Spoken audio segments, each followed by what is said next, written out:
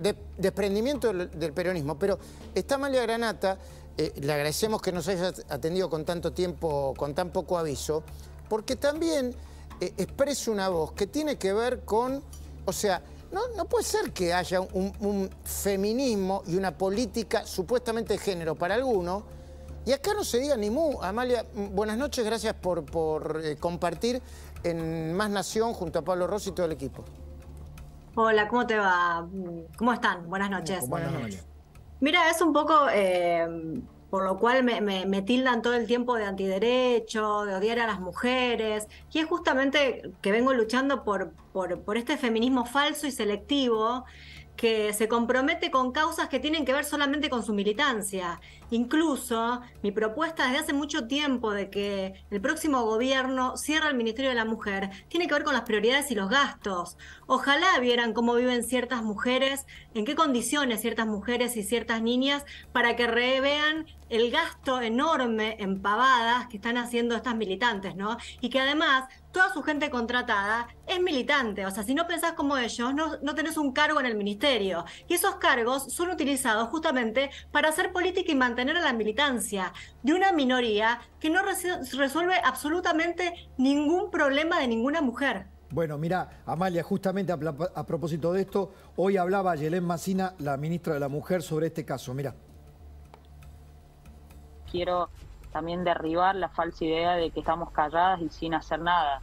Me parece importante hacer foco en las acciones que hemos desplegado hasta este momento. En primer lugar, contarte a vos y a quienes nos están escuchando que me comuniqué con Gloria Romero, que es la mamá de Cecilia, dialogamos hasta hace un rato. Mi rol hoy no es salir a comentar, a sacar un comunicado, a sacar Twitter. Y si te fijas en los medios hegemónicos opositores están usando esto más por cuestiones políticas, que la verdad que me gustaría que les importe lo que le pasó a Cecilia. Me gustaría que les importe la familia de Cecilia y que podamos correr el foco de las cuestiones políticas.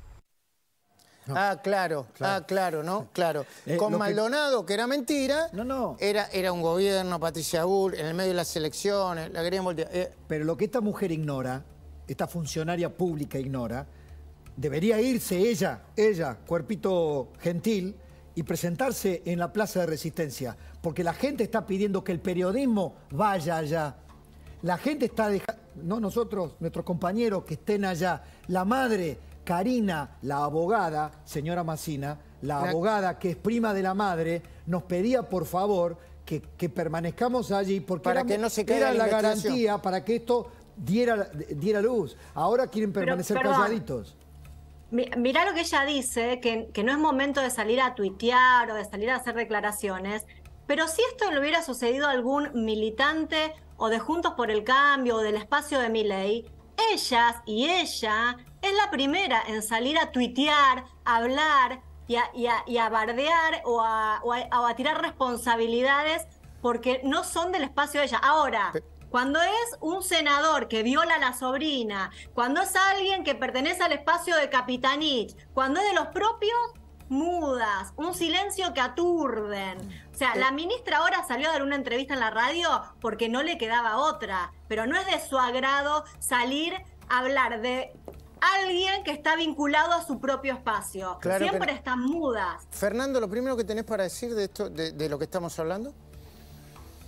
Bueno, sí, buenas noches. Lo primero es que es curioso que el mismo sector político sostenga, por ejemplo, que la menstruación es un hecho político, pero el asesinato de una joven a manos del poder político chaqueño, no. Eso es probablemente un hecho tecnológico, será, no sé qué será. Y lo que me parece es que esto desnuda, les duele tanto, o sea, duele obviamente la muerte y la barbarie, que parece, bueno, esperemos las confirmaciones, pero parece no solamente haberse tratado de una muerte, sino de una muerte bárbara, sino el hecho de qué es lo que desnuda. Yo ando siempre con esta tablita a mano porque me parece que es muy expresivo. Esto desnuda un sistema de poder exquisitamente peronista, porque el peronismo tiene base, y tiene su base territorial y su base de poder, en los dos sectores que no son donde gobernó mejor, sino donde gobernó peor, que es el conurbano de la ciudad de Buenos Aires y las provincias del norte. Hubo 8 provincias que en 2021, a pesar del desastre que hicieron, de la pandemia, de la violación de derechos humanos, ganó el peronismo. 8 provincias, te las digo. Formosa, La Rioja, Catamarca, Santiago del Estero, Chaco, San Juan, Salta y Tucumán. No hay mucho. ¿Qué unifica todas estas provincias? Que hay más empleo público que empleo privado. Y algunas otras cosas más, y la dependencia directa al señor ese que decía, acá estamos haciendo los chorizos porque no dependemos de nada. Mire, muchacho, ¿cómo es? Emerenciano. Bien, el 85% del presupuesto de su provincia, de la que come usted, lo paga la coparticipación federal, el 85%. Entonces, este parasitismo de esas provincias con respecto al poder nacional implica una dependencia e implica además la dependencia de los ciudadanos de esas provincias, que son las principales víctimas del poder central estatal, y la consecuencia final horrenda son crímenes como Déjame que te agregue algo que lo estamos hablando hoy con Pablo Rossi en la preproducción. A la mañana estoy con Esteban Trebuch en la radio conversando y me dice Esteban Trebuch, ¿sabés que los campos donde está Emerenciano Sena eran de una familia que se llama Rossi? Rossi apellido. Campo Rossi. Claro, le digo, ¿lo vendieron? No, lo usurparon.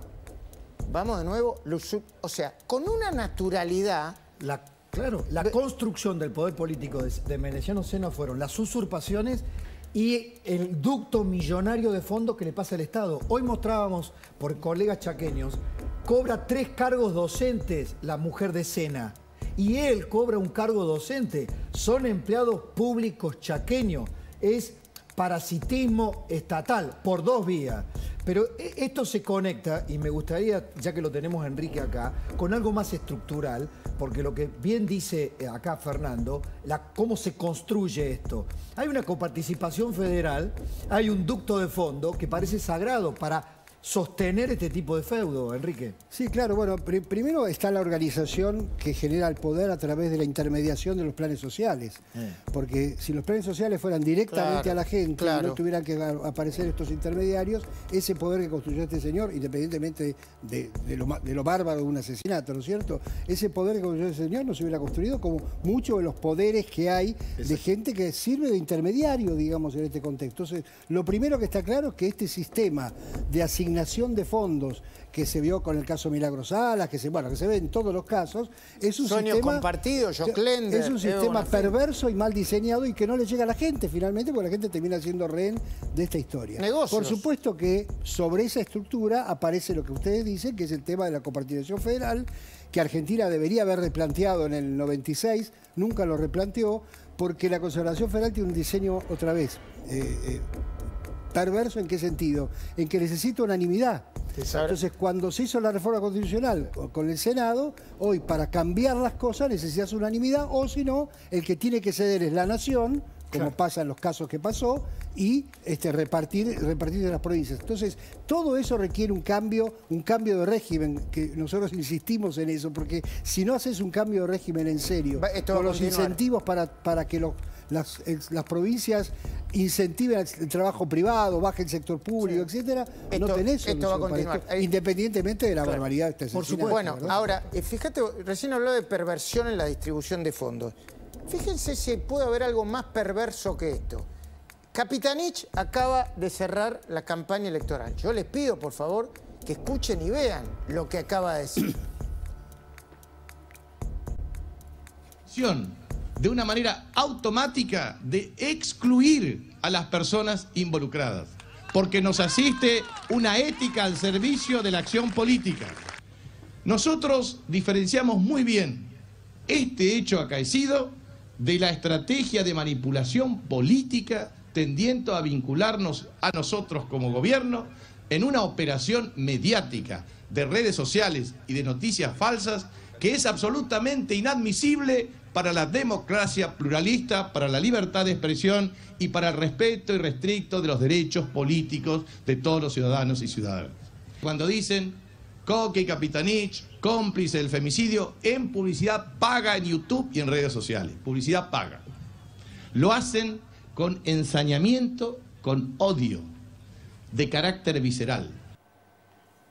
Lo que debería explicar Capitanich es por qué bajó de un plumazo y metió tijeretazo a Mereciano Sena y a Marcela Acuña, que eran candidatos de él y de su frente político. ¿Por qué los liquidó? Lo que le explica a los chaqueños, que saben perfectamente la construcción del poder. No sé, cómplice de un femicidio, eso lo deberá probar la justicia. Es cómplice de la borrachera de poder y la ceguera de poder que tiene un tercero en nombre del endoso millonario que le ha dado Capitanich. Pero ya volvemos al Chaco, ya está Jan Libares con más novedades y Luis Gasulla, y aquí con Enrique y con Fernando. Y con Amelia, por supuesto. Y con Amalia, por supuesto. Si necesitas efectivo, tengo la solución. Acércate a Cabildo 2114, donde podrás vender oro, alhajas, brillantes, relojes importantes a precio internacional. Comunicate al 4787-4400 o al WhatsApp 11 62 63 58 77. Como dice Chiche, el lugar donde respetan el valor de tus afectos. Si tenés que vender oro, alhajas antiguas o relojes importantes, anda a Cabildo 2114, porque además de la mejor cotización, siempre respetan el valor de tus afectos. Cabildo 2114, casi juramento. Le voy a pedir a Amalia Granata que compartamos y veamos junto con toda la audiencia el tuit que subió la portavoz del gobierno argentino. No es alguien que escribe por ahí, que anda por ahí. Gabriela Cerruti. Frente a la especulación de ciertos sectores, escribe Cerruti, queremos dejar en claro que no hay mayor bajeza que hacer un uso político de la desaparición de una mujer. Amalia, ¿qué decís sobre esto?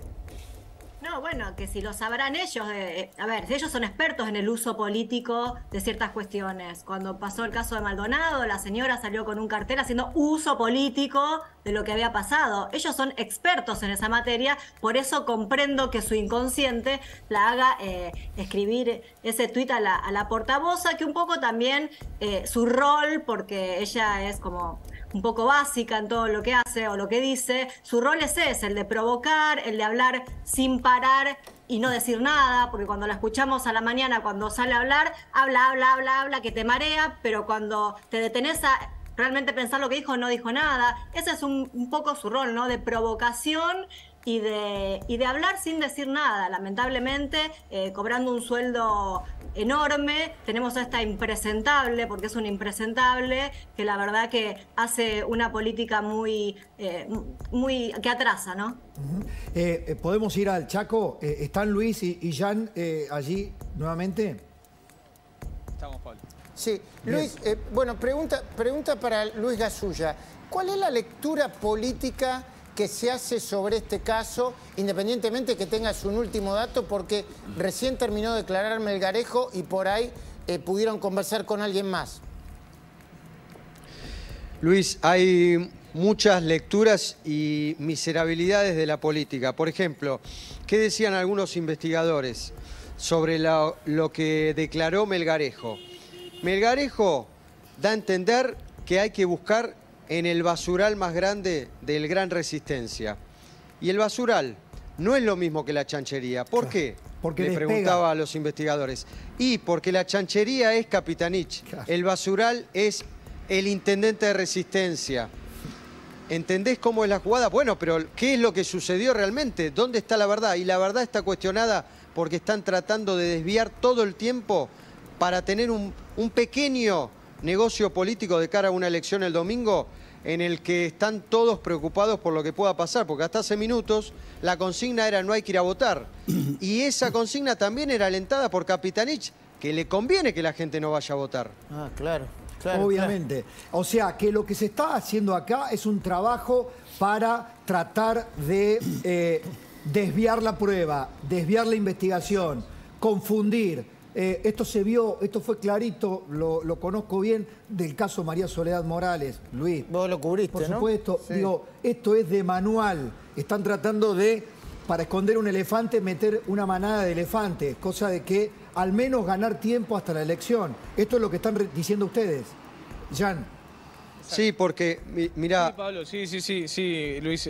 Mirá, lo que charlábamos con varias fuentes hoy con Luis, compartíamos información. Él fue, como decís, un trabajo de campo en los sectores de las afueras de Resistencia.